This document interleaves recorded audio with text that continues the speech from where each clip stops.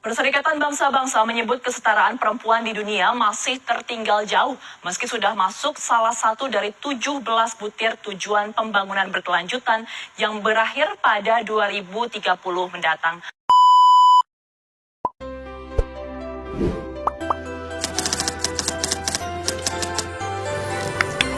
Kesetaraan gender artinya bukan bahwa laki-laki dan perempuan setara dari segi fisik atau yang lain sebagainya. Kesetaraan gender adalah perjuangan kita sebagai perempuan untuk mendapatkan hak dan kewajiban yang sama seperti laki-laki, dan itu sangat masuk akal.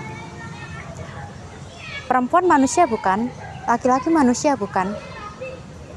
Sebagaimana manusia, kita seharusnya di mata hukum dan di mata masyarakat memiliki hak yang setara.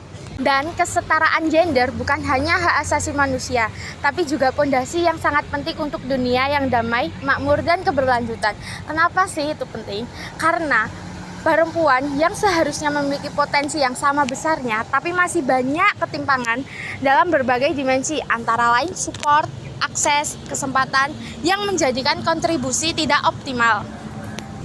Dan baru-baru yang terjadi saat ini, darurat kejahatan seksual di NTT mencapai 60% korban anak-anak.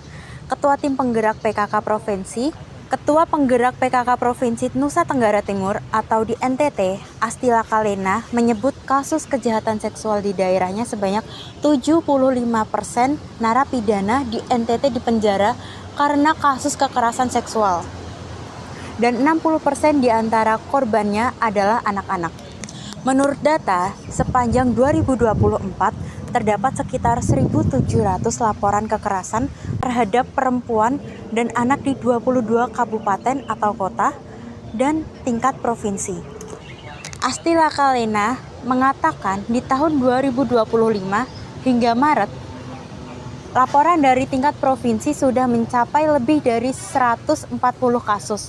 Jika itu berlanjut, maka total laporan sepanjang 2025 diperkirakan akan menembus angka 600 kasus. Contoh kasus kedua yaitu sempat heboh pada akhir tahun 2024. Jadi, kasus ini membahas tentang EN Jumiati, mahasiswa Universitas Trunojoyo Madura, dibakar oleh pacarnya di tempat sepi. Pelaku membakar pacarnya karena tekanan dari korban untuk bertanggung jawab atas kehamilannya. Nah, tragedi ini menurut Kopri IAIN Madura bukan hanya sebuah insiden yang menyedihkan, tetapi juga cerminan dari masalah serius yang dihadapi perempuan dalam menghadapi kekerasan berbasis gender.